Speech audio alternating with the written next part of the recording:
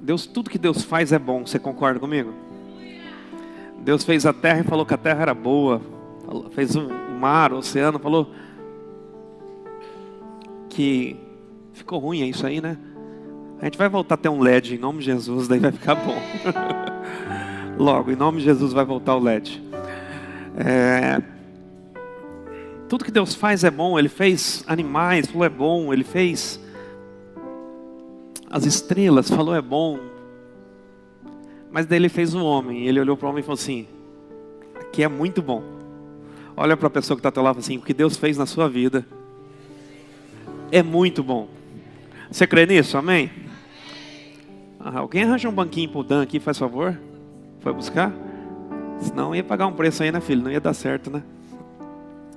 Mas daí Deus fez tudo e tudo tinha um propósito. Por exemplo, Ele fez os luminares para iluminar. Fez o sol para aparecer o dia, a lua para a noite. Fez os animais, fez a terra para produzir. Aí Ele criou o homem. E Ele pôs uma função para esse homem, um propósito. E qual que era a função e propósito desse homem? Ele criou um jardim. E nesse jardim, Ele colocou um homem lá dentro e falou assim: ó, eu quero que você cuida do jardim para mim. Rega, planta, faz tudo que precisa aqui nesse jardim. E colocou Adão lá dentro. E Adão começou a cuidar do jardim de Deus. Repete comigo: Adão começou a cuidar do jardim de Deus. Adão começou a cuidar do jardim de Deus, começou a fazer tudo o que precisava. Mas a Bíblia diz, nos conta uma história que tinha um presente. Porque todo mundo que trabalha tem pagamento, tem salário. Mas qual que era o presente de Adão? Todos os dias, na viração do dia, Deus descia e conversava com Adão. Eu fico imaginando esse papo como que era. E aí, como foi a cenoura? Deu certo? Plantou a cenoura? Cresceu certinho? Não, e o tomate? Foi legal? E como estão os animais? Estão respeitando aqui? O coelho não está roubando a cenoura daqui? Sabe, a doninha não está fazendo coisas erradas aqui? Eu fico imaginando como era esse papo. Mas a melhor coisa que a gente precisa entender é que todos os dias Deus descia na viração do dia. Um dia Deus desce e Adão tinha sumido. E é esse o nome do nosso sermão de hoje: o jardineiro sumiu. Olha para o teu irmão e fala assim: o jardineiro sumiu. Fala para ele: cadê o jardineiro, pastor? Gênesis capítulo 3, versículo 8 e 12 diz assim: ouvindo a voz do Senhor, que passeava no jardim pela viração do dia, escondeu-se o homem e sua mulher da presença do Senhor Deus, entre as árvores do jardim. E chamou o Senhor Deus a Adão e disse-lhe: onde estás? Queridos, é sobre isso que eu quero falar nessa noite, nos poucos minutos que nós vamos estar aqui. Onde está o jardineiro? Onde está aquele que eu trouxe para essa terra com um propósito? Dei a tarefa para ele, falei assim: cuida disso aqui para mim. Cuida dessa terra, cuida desse jardim, prepara ele. E de repente Deus desce e não está mais ali. Deus chega ali no Éden e não vê mais nem o jardineiro, nem a esposa dele. Porque o jardineiro pegou a cuia, pegou tudo, pegou a mala e deu no pé. Falou: não. Mas algo estava acontecendo.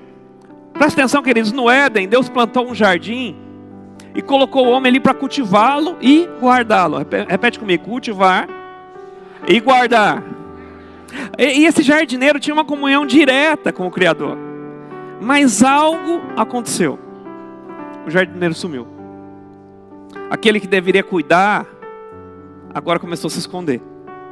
Aquele que deveria ser a voz de Deus sobre a criação, agora está em silêncio. Por quê? Porque ele tinha vergonha e culpa. Quando eu estava escrevendo essa mensagem, na verdade o que Deus estava falando no meu coração, que Deus colocou um jardim nessa terra e chamou um monte de jardineiro para cuidar dela. E a pergunta é: cadê os jardineiros? Onde estão os jardineiros? Onde estão aqueles que Deus pôs para cuidar, guardar, plantar, colher, guardar o território? Queridos, eu quero falar para você nessa noite que Deus te chamou com um propósito, não foi para você ficar sentado.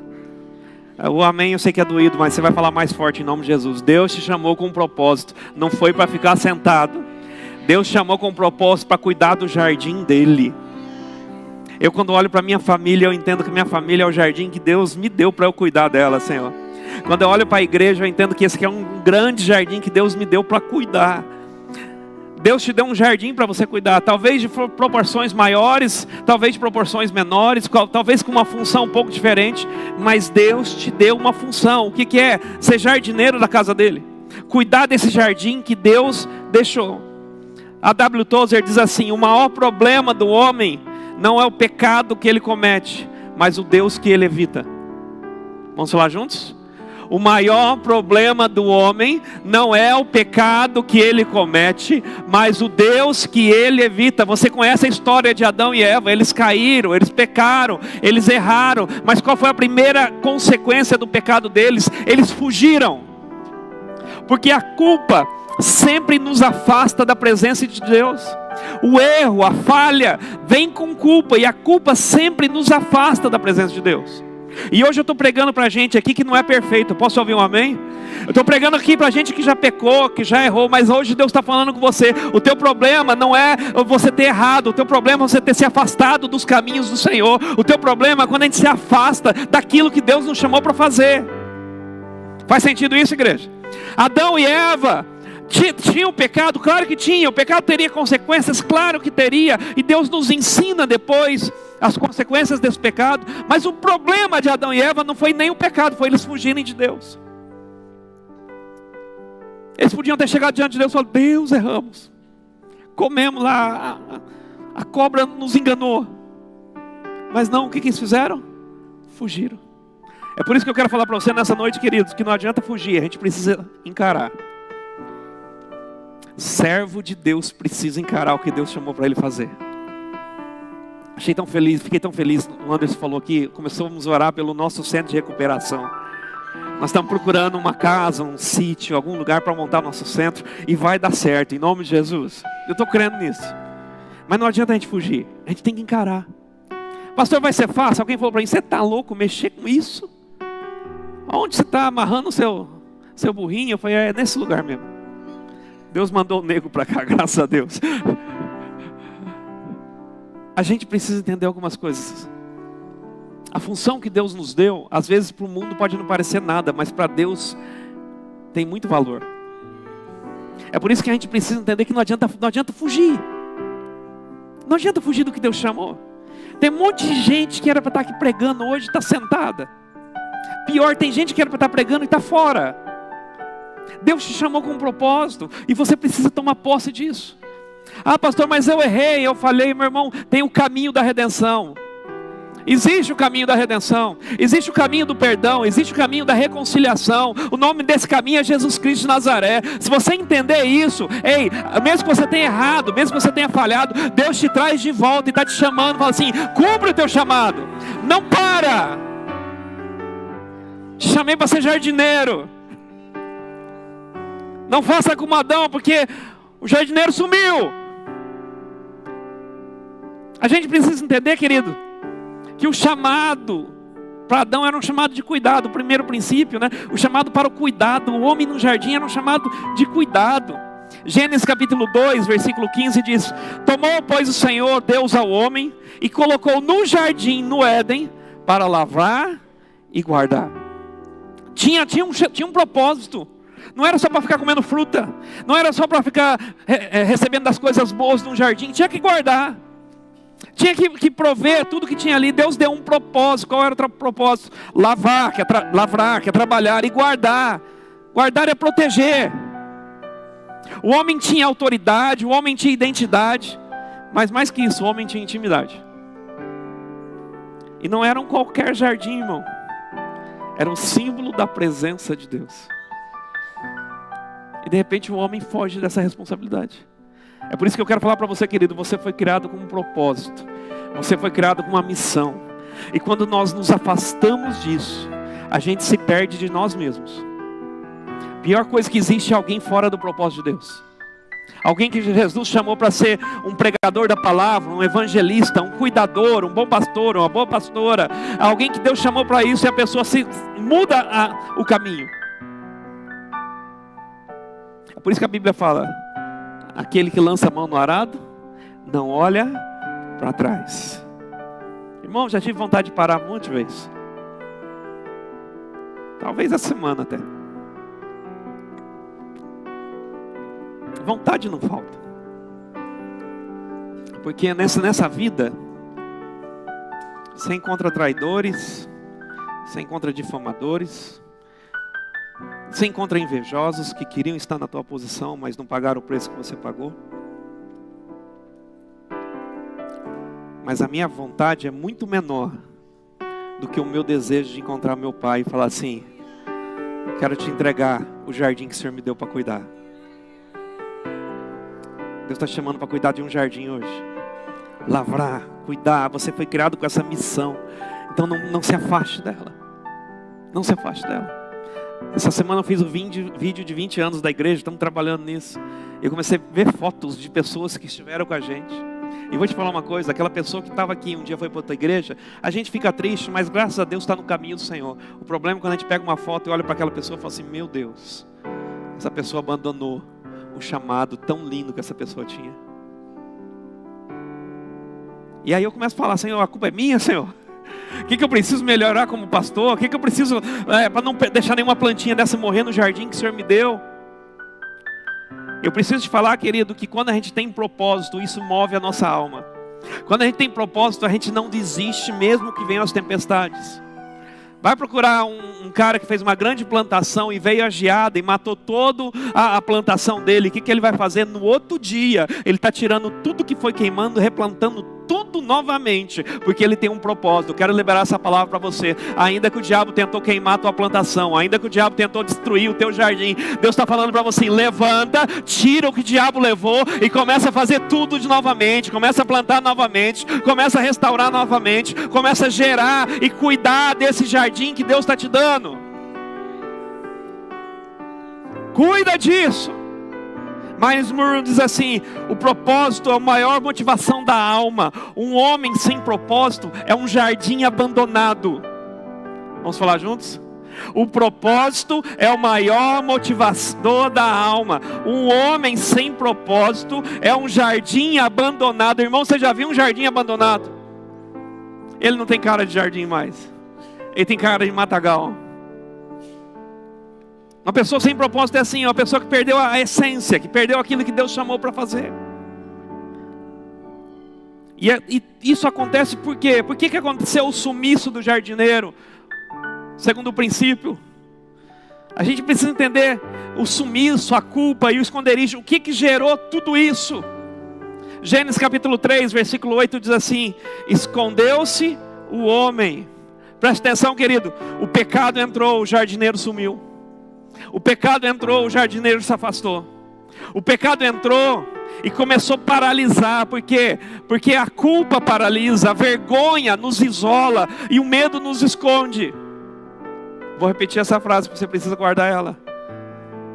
A culpa nos paralisa, a vergonha nos isola e o medo nos esconde. Ah, pastor, mas eu tenho vergonha do que eu fiz. Vai se isolar.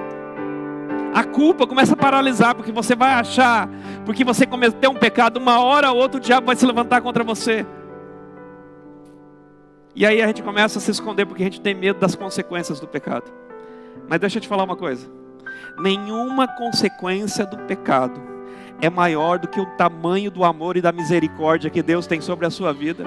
A Bíblia fala que onde abundou o pecado, superabundou a graça. É por isso que hoje eu estou aqui para fazer um chamamento com a igreja. Está na hora de a gente ir para a batalha. Está na hora de a gente ir para frente, para cima.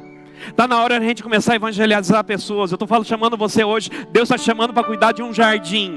O jardim talvez seja na tua empresa. O jardim talvez seja na tua escola. Seja os teus parentes, na tua família. Deus está te chamando para um jardim. E não deixa a culpa do pecado te paralisar. Não deixa o medo te esconder. Não deixa a vergonha te isolar. Quando Deus pergunta: onde estás? Deus não estava procurando a localização de Adão, gente. Deus sabia. Presta atenção nisso. Deus sabia onde Adão estava. Na verdade, a pergunta que ele está fazendo está assim: onde foi que você se perdeu de você mesmo? Onde que você se perdeu do propósito que eu te dei? Onde você se perdeu daquilo que eu te chamei? A pergunta é: quantos jardineiros hoje sumiram? Quantos homens e mulheres perderam a referência, abandonaram o propósito e se esconderam da presença? Porque quando Adão foge por causa da culpa e do medo, ele estava perdendo algo que era muito maior que tudo isso. Ele estava perdendo a presença. Irmão, hoje teve uma hora que eu olhei, eu levantei minhas mãos, eu não sei o que eu vou fazendo. De repente eu abri o olho, eu estava olhando para a parede. Eu falei: oh Jesus. Felipe, parabéns, filho. Que coisa linda você e o time hoje. Lindo.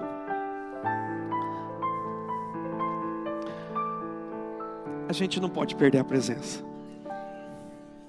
A gente não pode perder a presença. A gente perde a presença quando o pecado entra. Isso começa a nos trazer medo. Medo das consequências, isolamento, se afastando das coisas. Quantas pessoas abandonaram o propósito e se esconderam da presença? Tim Keller diz assim: o pecado nos leva a fugir de Deus, mas a graça nos convida a voltar correndo para Ele. O pecado nos leva a fugir de Deus, mas a graça nos convida: volta logo, volta. Está na hora de você voltar, irmão. Está na hora de você voltar para o caminho que Deus te designou. Mas sabe qual é o problema? É o terceiro princípio. A gente tenta terceirizar tudo. Dá mais um clique para mim. Dá mais um clique para mim. A terceirização da responsabilidade. Sabe o nosso problema? É querer terceirizar tudo. O que é terceirizar? Culpar os outros por aquilo que você tem que fazer. Isso não vem de hoje, isso vem do Getsemane, do jardim, desculpa. Isso vem do Éden. O nosso problema é querer achar culpado para aquilo que a gente não conseguiu fazer. Irmãos, eu queria ser um pregador muito melhor. Eu queria ser aqueles caras que tira coisas da Bíblia assim, que as pessoas falam: nossa. Mas sabe por que eu não sou? Porque lá atrás eu perdi tempo. Ah, se eu pudesse voltar aos meus 17 anos, aos meus 18, já era crente, mas era crente sem vergonha. Olha para o teu irmão e fala assim: o pastor era um crente sem vergonha. Fala para ele. Mas a palavra que eu tenho para você é que se Deus pegou um crente sem vergonha e transformou num homem apaixonado pela presença de Deus, Ele pode fazer isso com você também. Ah, se eu lá nos meus 17 anos tivesse discipulado como tem disponível hoje para as pessoas. Ah, se eu tivesse estudado a palavra com afinco como eu estudo hoje. Ah, se eu tivesse lido livros. Eu dei um livro para meu filho essa semana. Um livro que eu ganhei em 1980. Que ano que abre, né? Que livro lá? Está escrito lá. 87. Primeiro livro. Eu não sei porque a minha pastora me deu um livro que chamava assim: Deus, Você e o Sexo. Eu tinha 13 anos. Eu falei: ué, gente, o que é isso? 12 anos. E está lá esse livro. Sabe o que está escrito lá? Parabéns a você, Julinho. Porque você trabalhou muito bem no primeiro retiro de adolescentes da igreja. E pelo seu trabalho, estou te dando esse livro. E foi o primeiro livro que eu li. Devia ter umas 15 páginas. Mas deu trabalho para ler as 15 páginas.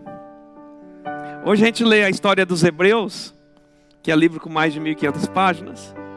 Gostoso, feliz e contente. Mas eu penso assim: por que eu perdi tanto tempo? Olha para o teu irmão e fala assim: para de terceirizar a responsabilidade do teu insucesso. Bate no peito e fala assim: eu vou resolver esse negócio. Eu vou resolver. Sabe por quê? A Bíblia diz que quando a gente aceita Jesus, o Espírito Santo está dentro de você. Eu posso ouvir um amém? Se o Espírito Santo está dentro de você, você tem o melhor professor do mundo para todas as coisas, para todas as matérias aí dentro de você. Ah, mas eu não sei pregar. Peça ao Senhor: Deus, me ajuda a levar a tua palavra. Ah, eu não sei o que fazer. Peça para o Senhor. A Bíblia diz que quem pede sabedoria, Ele dá a todos liberalmente. Eu lembro quando eu tinha 1 mês de pastoreio, um casal chegou para mim e estava se separando. Eu devia ter 4 anos de casamento, eles já tinham filho com 20. E eu sentei assim, e o pau quebrando, irmão. Pensa num casal assim, quebrando, mas quebrando. A gente veio aqui para o Senhor dar uma palavra. Eu falei assim, Deus, o que eu faço? Eu não sei o que falar para esse casal, Jesus. Eles têm muito mais experiência de casamento do que eu. Eles têm uma filha de mais de 20 anos. O Espírito Santo falou para mim assim, bota um na frente do outro. Saiu todo mundo da igreja, botei os dois de cadeirinha, joelhinho assim dobrado. O Espírito Santo assim, pergunta para ele se ele ama ela. Eu falei assim, olha, tem uma palavra para vocês. O que foi, pastor? Acho que eles imaginaram, vem uma palavra profética agora. Eu falei assim, você ama ela, irmão? Ele era muito grandão e falou assim, eu amo ela. Mulher da minha vida. O Espírito Santo falou assim, pergunta para ela agora se ela ama ele. Eu falei assim, moça, e você ama ele? Sou apaixonado por ele, pastor. Eu falei, levanta. O que foi? Beija a noiva. Eu declaro marido e mulher, casados para sempre. Virei e saí. Eu não sei se deu certo, mas estão casados até hoje.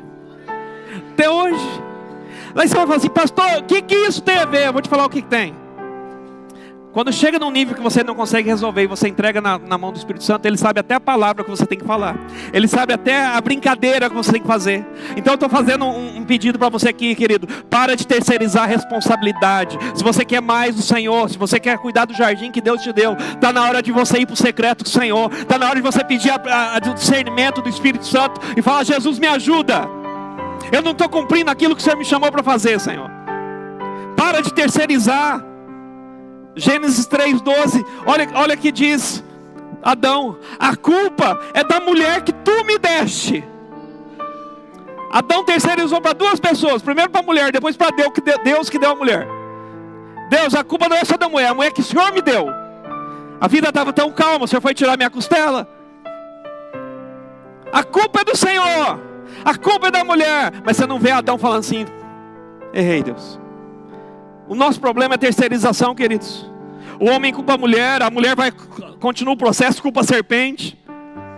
E tem muita gente culpando pastor, igreja, padre, liderança, pelo insucesso que você não teve capacidade de resolver os teus problemas. Eu amo atender casais, cara. Mas tem gente que me chama para ir lá no meio, na hora da briga. Irmão, vou falar uma coisa, não vou. Ah, pastor, nós estamos quebrando o pau aqui, vem aqui. Não vou, irmão. Eu vou dobrar meu joelho e vou orar para você. Sabe por quê? Quem tem que resolver é você, irmão. Quem tem que perdoar é você. Quem tem que caminhar uma milha a mais é você. O pastor pode dar conselho? Pode, mas ele não vai resolver os problemas do teu casamento. Quem que tem que pegar firme com teus filhos? São você, é você. Quem que tem que colocar regras dentro da tua casa? É você. Quem que tem que colocar uma rotina de adoração ao Senhor, de leitura da palavra, de adoração ao Senhor? É você. Ninguém vai resolver os teus problemas. O nosso problema é achar que a igreja vai resolver tudo para você. Não vai. A gente vai te orientar. Vai falar para você, termina na cruz que vai dar certo. A cultura da terceirização nasceu ali. Quando nós transferimos a culpa, perdemos uma oportunidade de restauração. Assuma a culpa. Esse é o primeiro passo da cura. Enquanto nós culpamos os outros, a gente permanece no esconderijo. E o jardineiro continua sumido. Olha o que Leonardo Ravenhill diz. Deus não pode curar aquilo que você continua negando. Vamos falar juntos? Deus não pode curar aquilo que você continua negando. Ah, eu tenho um vício. Continua falando que você não é viciado. Deus não vai te curar nunca, porque você continua negando. Ah, eu tenho um problema na minha casa. Continua vivendo essa vida de história Instagram, só sorrindo, e não vai resolver não. Pais, a gente está passando uma fase difícil nas igrejas, pais, que é cuidar dos nossos filhos. Dá vontade de tirar o celular e não dá nunca mais para eles. Mas vou te falar uma coisa. Ontem nessa igreja, uma menina de 13 anos trouxe a palavra. Ontem nessa igreja, uma menina de 13 anos, que o pai acorda, está com o joelho dobrado, buscando a presença do Senhor. Sabe por que isso está acontecendo? Porque os pais decidiram cuidar do jardim que Deus deu para eles. Para de terceirizar. Ah, mas essa igreja não cuida dos adolescentes. Você que não cuida. Não cuida, quer que a gente cuida. Não disciplina o filho e depois o filho dá problema lá na igreja. Ai, não posso cessar a liberdade dele. Irmão, tinha uma técnica infalível. Infalível. Quando meus filhos davam trabalho, eu sentava na cadeira, botava eles no colo e botava essa mão aqui. Não saía, irmão. Se esperneava, mas não saía. Olhava para mim, mas não saía. E hoje a gente está dando liberdade para todo mundo. Sabe por quê? O problema é das tias da salinha.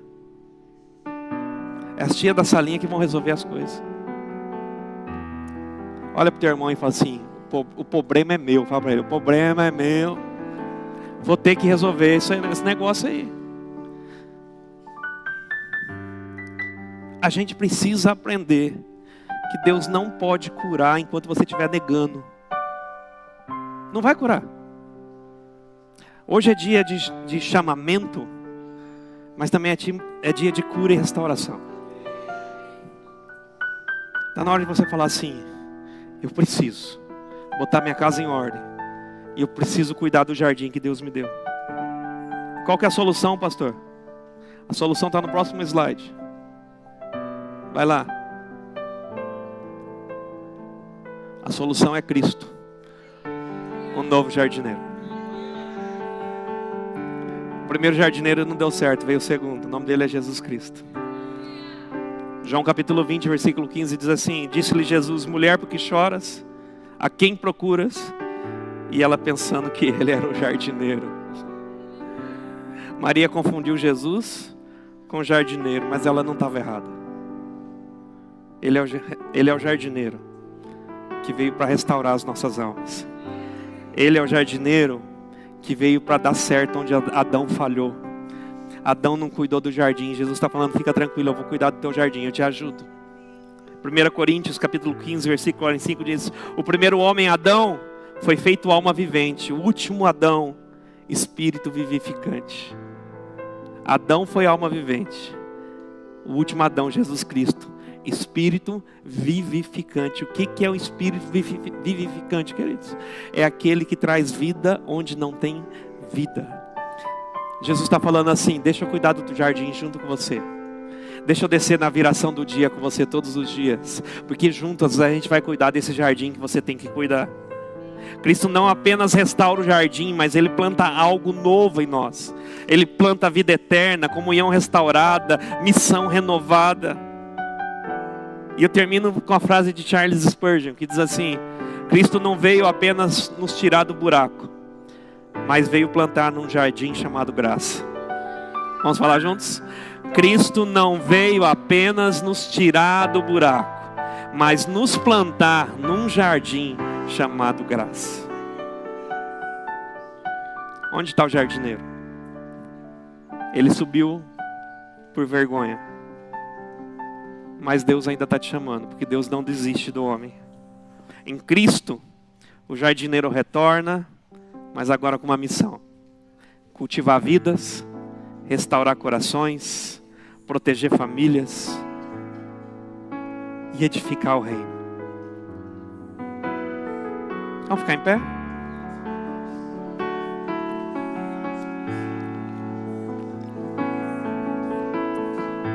Cadê os jardineiros dessa igreja?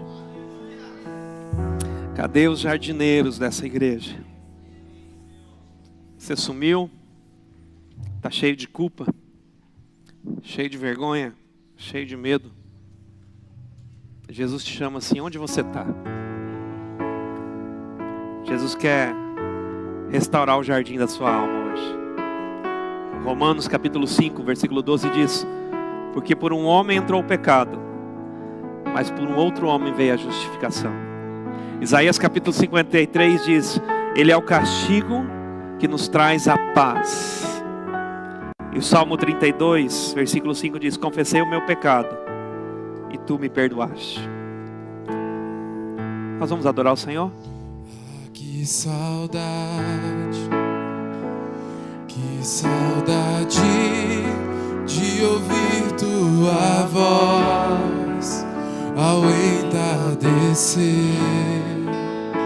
Ah, que vontade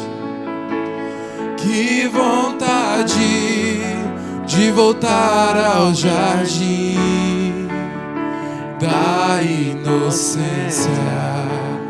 Se eu pudesse, voltaria atrás e não faria novamente o que fiz.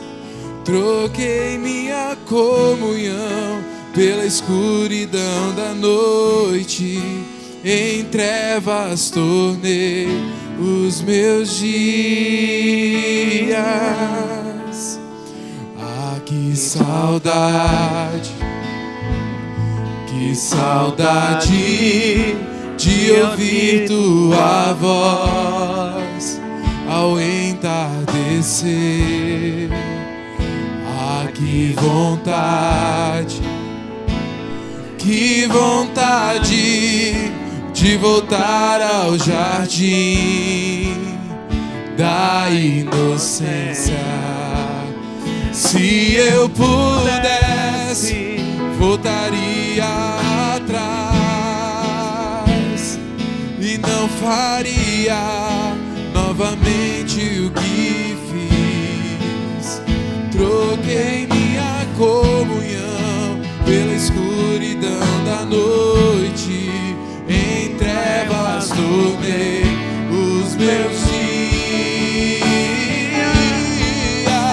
Ah, que vontade de andar contigo pelo jardim, na viração dos dias, pegar em tuas mãos e voar pela imensidão da terra e te adorar.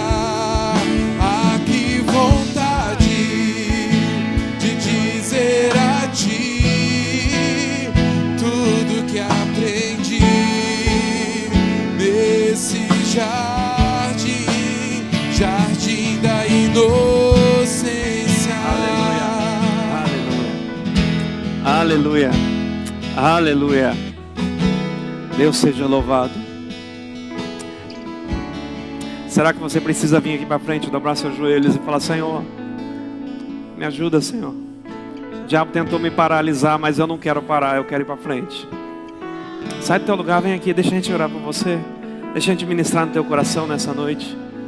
Sai do teu lugar e fala assim: eu preciso, Jesus, voltar a esse jardim. Eu preciso voltar àquilo que Deus me chamou para fazer.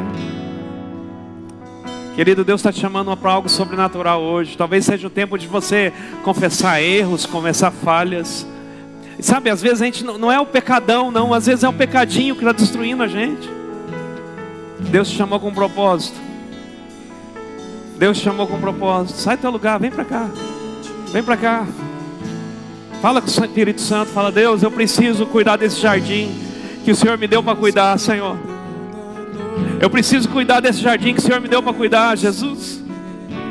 Ei, o jardineiro sumiu, mas Deus está restaurando. Deus está falando assim: ei, deixa eu te ajudar a cuidar daquilo que eu prometi para você. Deixa eu ajudar a cuidar daquilo que eu te chamei para fazer.